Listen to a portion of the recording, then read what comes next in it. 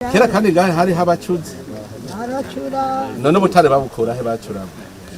Ndavyibagira ndashaje. Iyo myaka. Aha mu misozi seho bimba amabuye yo gucura. None mu gucura bakoresha ujya muvuba mbona cahe wari uwundi muvuba wundi bwa. Inyundo bimwe ndavyibagira.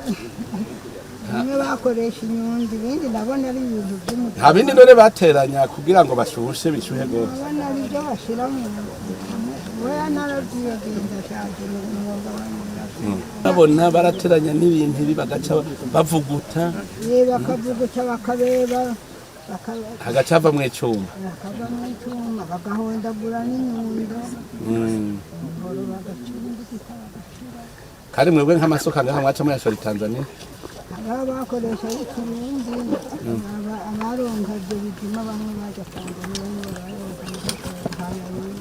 nasigaye bakoresha ikirundi tushimishika ibyo batungira abona rero igitenge Munyakigongo tungoni gutunganye gushyira inzira gusazire mu byiza byo mwana niyo nkuru yetu Munyakigongo nawe mane guheza yego aho waje twara gutora ni byiza